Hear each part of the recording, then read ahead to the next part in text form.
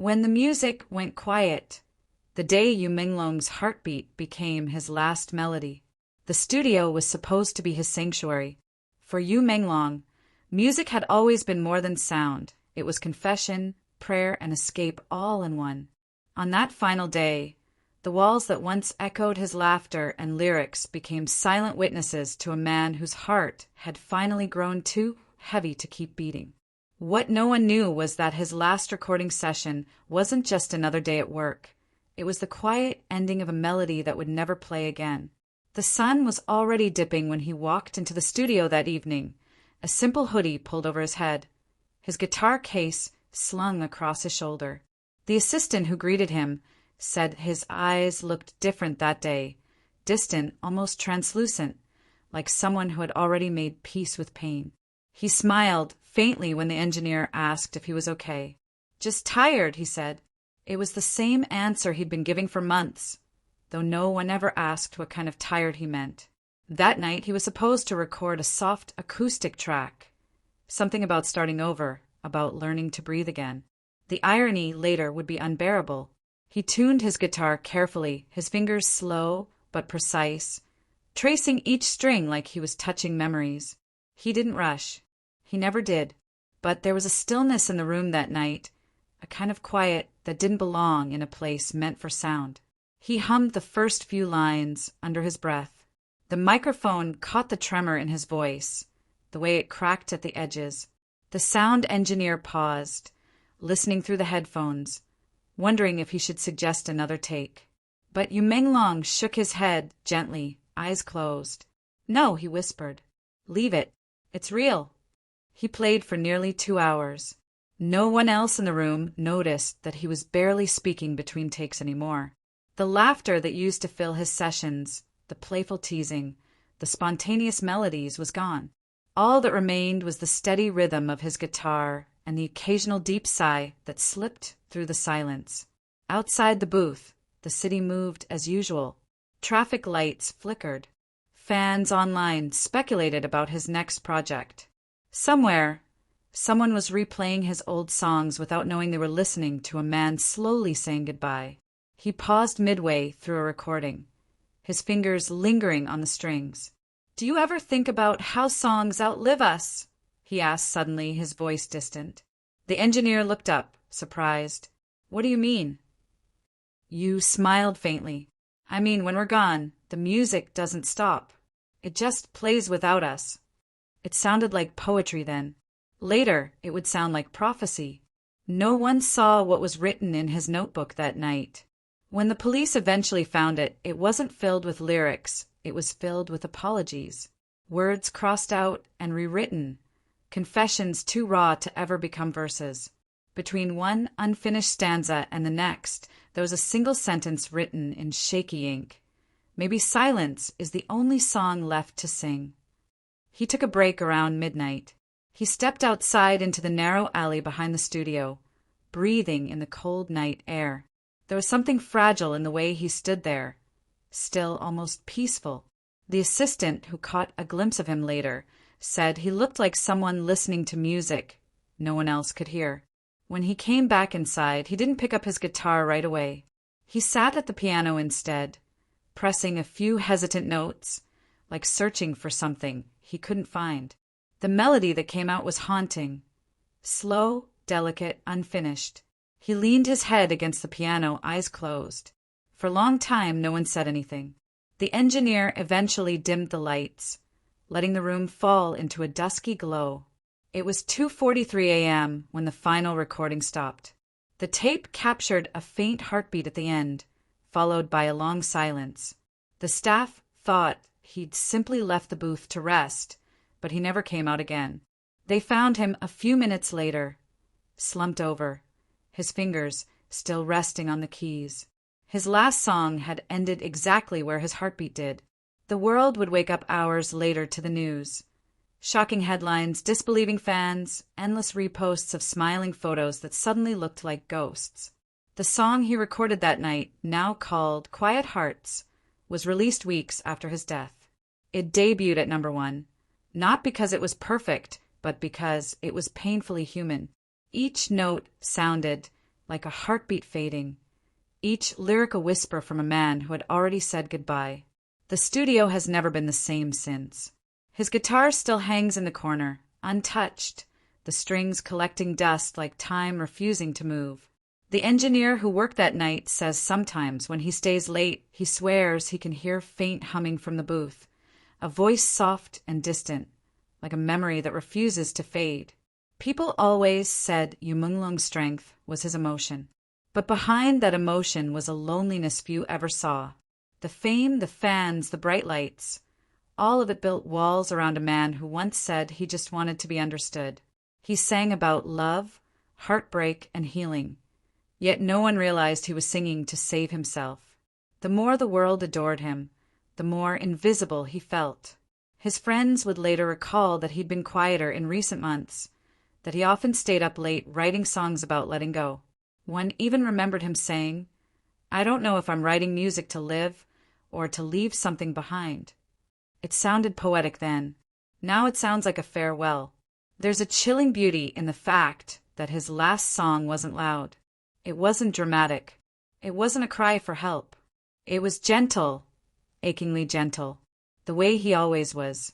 The world expected him to go out with applause. Instead, he left in silence. Today, fans gather online every year on the anniversary of his passing. They post lyrics, photos, and clips of that final recording. Someone once commented, "It feels like he's still here, singing from somewhere we can't reach." Maybe that's true. Maybe music doesn't end, it just changes form. Maybe his melody didn't stop. Maybe it just moved somewhere quieter, where only the soul can hear it. In the end, Menglong's story isn't just about death, it's about how silence can speak louder than any song. It's about how a man who gave his voice to the world lost his own in the noise. And yet, even in that final moment of stillness, he left behind something eternal. Because when the music went quiet, his heartbeat became the last melody. And though it faded into silence, the world still listens. Every time the wind hums through the city, every time his voice drifts through a speaker, every time someone presses play and whispers, "I miss you." In that moment, the music lives again. And so does he. The hours that followed inside that dimly lit studio became the quietest symphony of Menglong's life. Every corner of that room seemed to breathe his sorrow. Every instrument stood still, as if waiting for his next touch. The faint hum of electricity from the soundboard mixed with the low buzz of the city outside. But inside there was only silence, the kind that holds 1,000 untold stories. They say the last thing an artist leaves behind isn't their words, but their presence. And that night, Yu's presence lingered like perfume in the air, soft, fleeting, but impossible to forget. The studio clock ticked past 3 a.m., but time had already stopped for him long before. He had spent hours revisiting old recordings earlier that day, listening to the sound of his younger self, singing about dreams, hope, and endless tomorrows. Those songs, once filled with life, now echoed like memories of someone he no longer recognized. He sat in the corner, scrolling through his phone, a flood of fan messages, promotional posts, management reminders. The noise of fame had never been louder, yet he had never felt more unheard. A text from a close friend came in. "You okay? Haven't heard from you in a while." He stared at it for a long time before locking his phone without replying. Sometimes silence feels easier than explaining a pain no one can fix. He stood and walked toward the window, watching the city lights shimmer like stars trapped in glass. Somewhere in that glow, people were laughing, falling in love, chasing dreams, the very emotions he had once turned into music. Now, they felt like scenes from another life. The reflection, staring back at him, wasn't the smiling celebrity everyone adored. It was just a man, tired, fragile, and quietly fading. He returned to the piano, fingers hovering above the keys. He pressed one note, soft, haunting, trembling slightly, then another. Slowly, he began to build a melody that felt like a farewell disguised as a lullaby. It wasn't written down anywhere. It flowed out of him like something his soul had been saving for this moment. Each note lingered longer than the last, as if reluctant to leave. He whispered fragments of lyrics under his breath, words no one else would ever hear. If I fall into silence, will you still remember my song? The lights above flickered faintly, casting shadows across his face. The engineer, half asleep in the booth, caught sight of him through the glass, his silhouette against the faint glow of the piano, shoulders curved inward, like a man embracing the weight of every unsung truth. It was beautiful in a tragic way, the kind of beauty that hurts to witness. What no one saw was the small photograph he had kept tucked inside his notebook, a worn-out picture of him standing with his guitar during his first concert. Back then, his eyes sparkled with a light that could have filled a stadium. That night, he placed the photo gently beside the piano keys, tracing the image with his thumb. "You did well," he murmured to the younger version of himself. "You really did." He reached for his guitar one last time.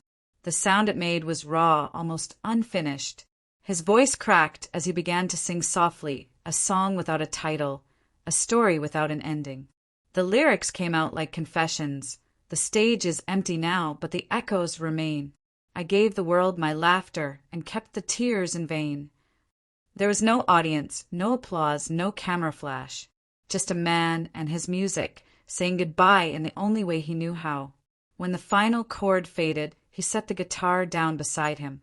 The engineer, unsure if they were done, spoke softly through the intercom. "Do you want to go again?" You didn't answer. He simply smiled, a faint, tired curve of the lips, and whispered, "No, it's perfect like this." It was 3:17 a.m. when the recording officially ended. The file would later be found saved under a name that no one fully understood, Heartbeat. When they played it back later, there was an odd detail, the faint sound of his breath near the end, slowing down, followed by absolute stillness.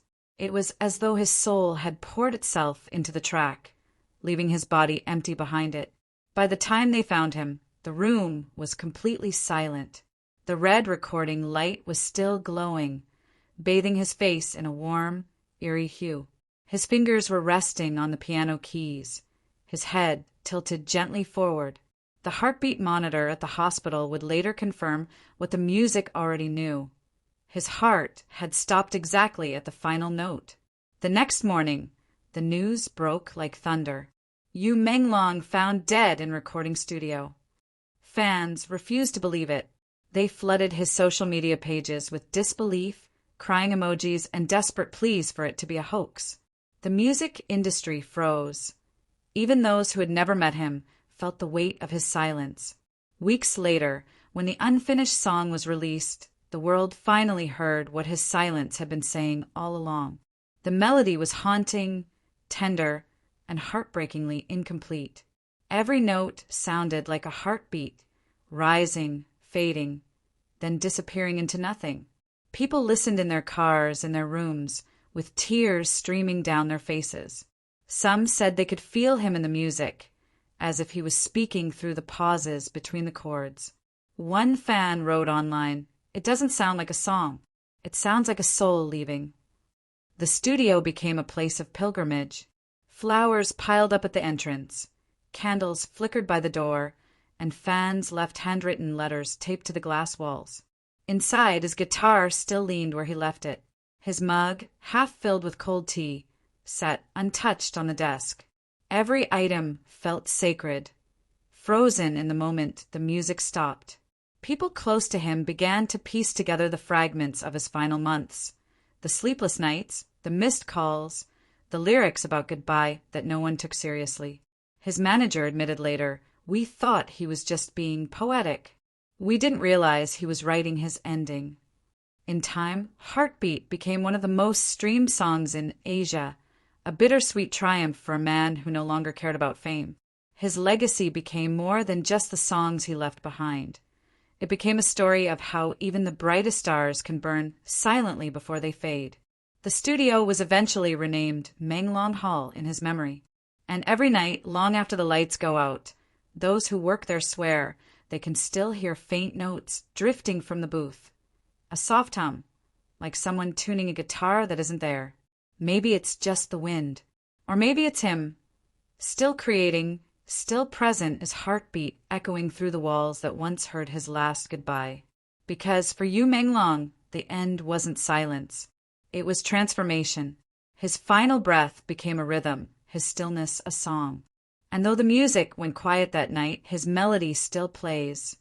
In the hearts of those who listen, in the echoes of his voice, and in the eternal truth that even after death, some songs never truly end.